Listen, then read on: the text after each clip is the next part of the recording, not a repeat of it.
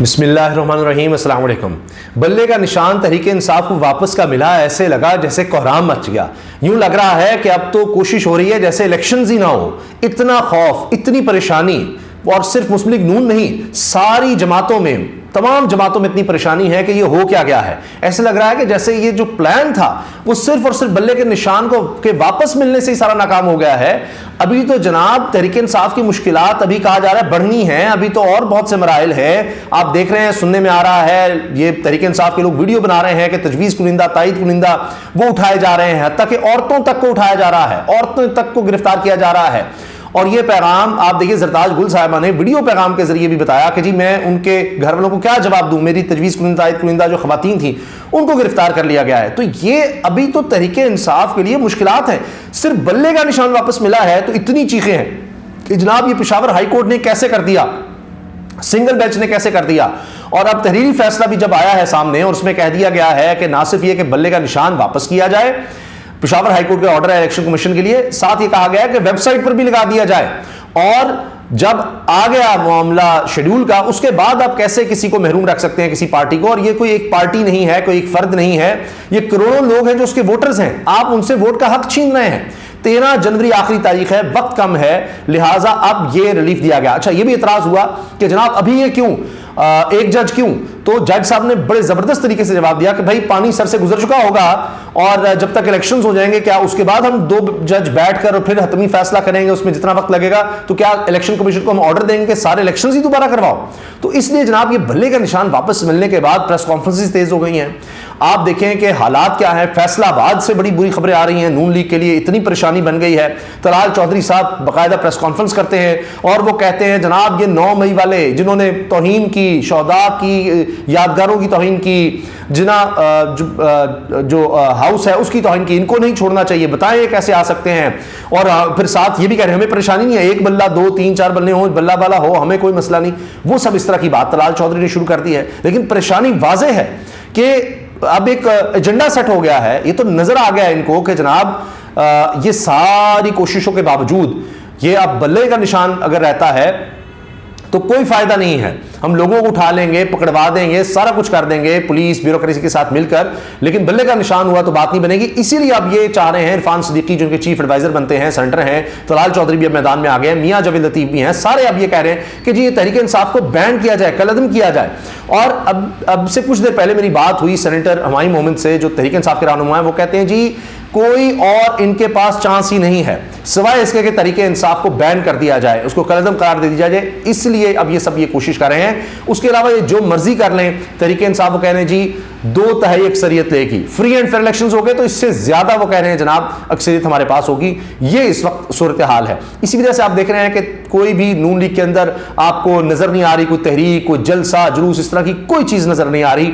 ہاں یہ ضرور ہو رہا ہے کہ جناب بڑے بڑے صحافی جو ہیں وہ لکھ رہے ہیں کہ اگر فری اینڈ فیئر الیکشنز ہو گئے تو تحریک انصاف سویپ کرے گی۔ یہ کہتے ہوئے ساتھ کہہ رہے ہیں کہ اس لیے فری اینڈ فیئر الیکشن، ساتھ بتا بھی رہے ہیں کہ فری اینڈ فیئر الیکشن ہوئے تو تحریک انصاف جیتے گی، لیکن خود وہ کہہ رہے ہیں کہ باتوں میں کہ اس طرح ہونا نہیں چاہیے۔ کیوں کہہ رہے ہیں کہ جی تحریک انصاف جیت جائے گی فری اینڈ الیکشنز میں، پھر معیشت نہیں سنبھلے گی، بڑی مشکل سے معیشت کو سنبھالا گیا ہے۔ پھر یہ بھی کہا جا رہا ہے اداروں سے ٹکراؤ ہوگا اور اس سے پھر ملک کو نقصان ہوگا، کیا ملک یہ برداشت کر سکے گا؟ پھر یہ بھی لکھا جا رہا ہے، جاوید چودھری صاحب نے لکھا ہے کالم میں کہ جی عمران خان کی مقبولیت اتنی بڑھ رہی ہے، یہ صرف کاغذات نامزدگی جس طرح سے ہوا ہے سارا معاملہ، اس کے بعد جو لوگوں کو پکڑا جا رہا ہے، کیا جا رہا ہے کہ عمران خان کی مقبولیت اتنی بڑھ رہی ہے کہ ایسا لگتا ہے کہ وہ جیل پھاڑ کر نکل آئے گا، تو پتہ نہیں پھر کون کنٹرول کرے گا، کیا ہوگا۔ اوپر سے آپ دیکھیے سپریم کورٹ میں بھی توہین عدالت کی کارروائی کے لیے جا چکی ہے تحریک انصاف کہ لیول پلینگ فیلڈ کا کہا تھا سپریم کورٹ نے، اس پر عمل درآمد نہیں ہوا۔ ایک بہت بڑی مثال شاہ محمود قریشی کی ہے کہ عدالت نے لکھا سپریم کورٹ نے کہ ان سے کوئی خطرہ نہیں ہے کسی طرح کا، تو ان کو ضمانت پر رہا کرنا چاہیے، لیکن ساتھ ہی ایم پی او کے تحت جناب ڈی سی جو کہتا ہے ایسی کی تیسی سپریم کورٹ کی، اور وہ جناب آرڈر جاری کر دیتا ہے کہ جی 15 دن کے لیے نظر بند، اور تب تک جناب جج ابو الاسناد صاحب روبکار پر دستخط نہیں کرتے، بلکہ اس کے کافی دیر بعد تک دستخط نہیں کرتے جب تک کہ جناب یہ ایم پی او کا آرڈر 15 دن کے لیے جیل کا نہیں آ جاتا شاہ محمود قریشی صاحب کے لیے۔ عمران خان تو دور کی بات ہے, شاہ محمود قریشی سے اتنا خوف ہے. اب اس پر آج عمران خان صاحب آپ دیدہ بھی ہوئے, یہ بھی خبر آ رہی ہے, عمر نیازی صاحب نے اس کا اظہار کیا کہ ان کے ماموں کا انتقال ہوا ہے عمران خان کے, اور وہ اس میں جنازے میں شرکت نہیں کر سکے. تو اب اتنا کچھ ہو رہا ہے, اس کے باوجود جناب جیل میں بیٹھے عمران خان سے اتنا خوف ہے کہ اس کا بلہ کیوں واپس مل گیا ہے. اب اگر وہ خود آ گیا, بلہ بھی ہاتھ میں ہوا, تو آپ سوچئے کیا حال ہوگا, جس کے امکانات بڑھتے چلے جا رہے ہیں. ابھی تو صرف بلہ آیا ہے, اگر کھلاڑی بھی باہر آ گیا, کپتان بھی باہر آ گیا اور ہاتھ میں بلہ بھی ہوا, پھر تو پھینٹا ہی پھینٹا ہے. اس کی وجہ یہ ہے کہ امکانات ان کو نظر آنے لگ گئے ہیں. ایک تو سائفر کیس کے بعد جس طرح سارا معاملہ چلا ہے, اور ابھی میں دیکھ رہا تھا سائفر کیس میں جو وکلاء ہیں جو پروسیکیوشن کے, وہ کہہ رہے ہیں جی 6 درخواستیں آ گئی ہیں, یہ جرا نہیں کر رہے, یہ نہیں کر رہے, وہ نہیں کر رہے, روک رہے ہیں. اب یہ سیکرٹ کہا جا رہا تھا, لیکن یہ خود چکے وہ بات کر رہے ہیں, اس لیے میں بتا رہا ہوں. تو اب وہ بھی پریشان ہیں, ان کا رونا نکلا ہوا ہے کہ جی یہ تو دیکھیں ہم نے تو سزا دلوانی تھی جلد از جلد.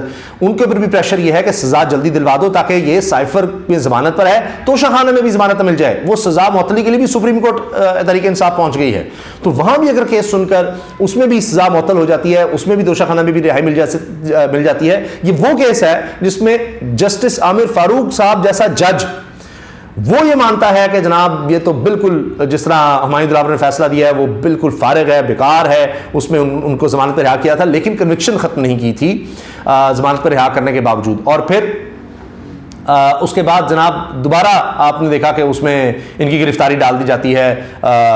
وہ تو الیکشن کمیشن کا کیس تھا, پھر نیب کیس میں سارا کچھ ہوتا ہے کہ اس کے لحاظ سے آپ دیکھیں کیسز کو آگے چلایا جا رہا ہے. تو خیر اب اس کے لیے بھی جناب وہ سزا معطلی کے لیے جا رہے ہیں.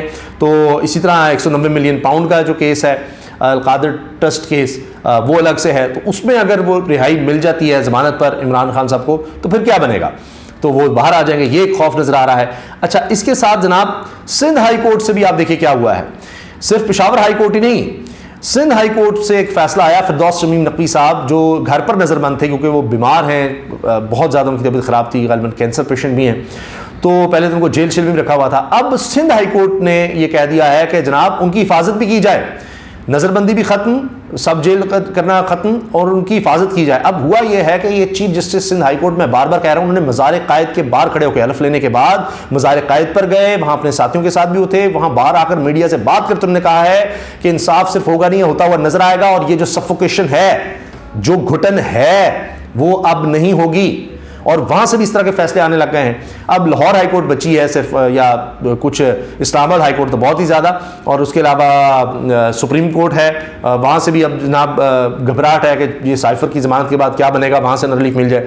اچھا, اس کے ساتھ اب بات یہ آج یہ بھی خبر آئی جی, اسٹاک مارکیٹ میں ریکارڈ مندی ہوئی ہے, معیشت پاکستان کی تباہ حال ہو رہی ہے.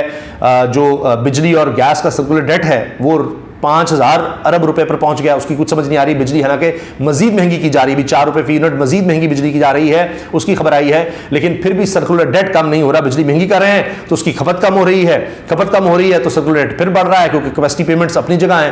بجلی کی کھپت کم ہوتی جا رہی ہے, اور مہنگی کرتے ہیں تو پھر استعمال اور کم ہوتا ہے, لیکن پیسے تو آپ نے پھر بھی دینے ہیں.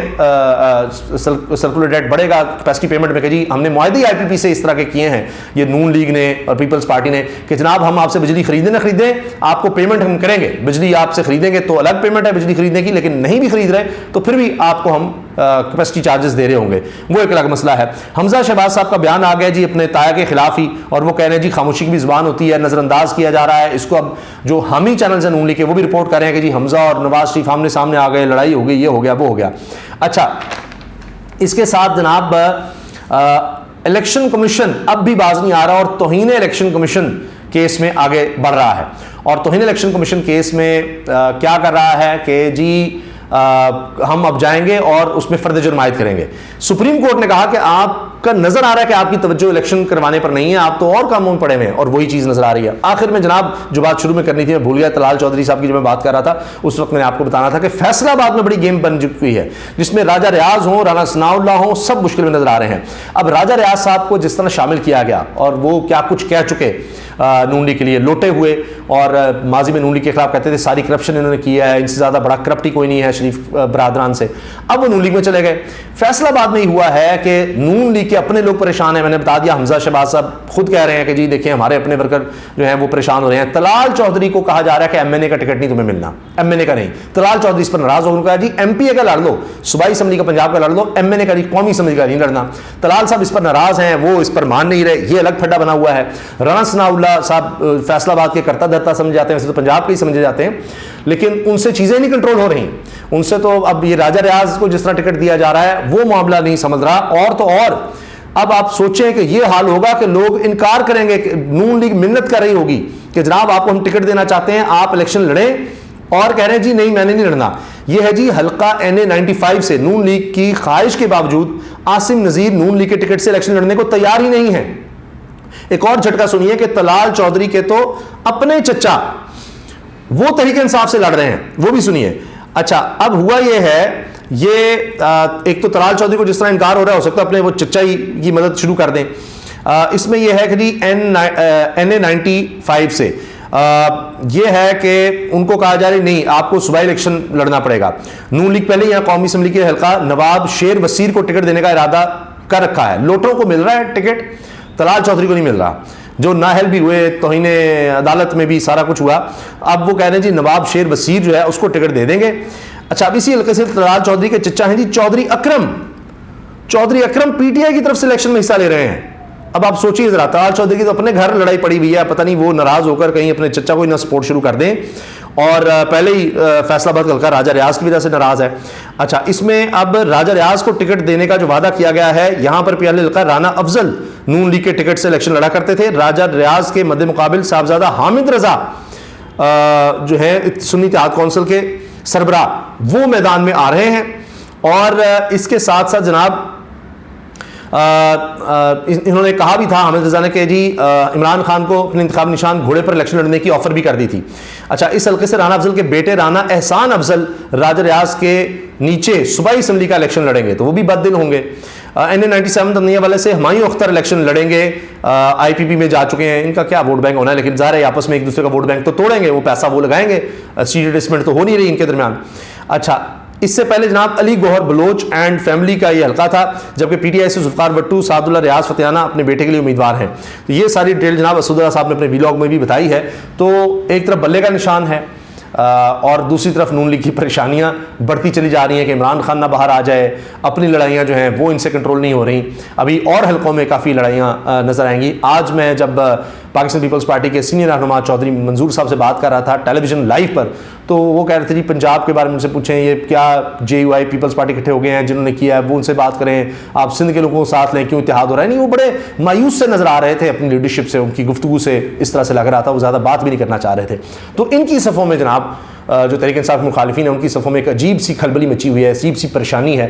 اگرچہ پیپلز پارٹی کے جو سینئر لوگ ہیں وہ اپریشیٹ کر رہے ہیں کہ چلیں بلہ واپس ملا ہے, ٹھیک ہے, الیکشن فیر اینڈ فیئر ہونے چاہیے. پنجاب میں ان کو بھی اسی طرح کے تحفظات ہیں, بیوروکریسی نون لیگ سے ملی ہوئی ہے, وہ سارا کچھ. لیکن بہرحال یہ صرف بلے کے نشان کی واپسی نہیں جناب, اتنی کھلبلی مچا دی ہے کہ پتہ نہیں آگے چل کے ابھی کیا ہوگا. اللہ حافظ.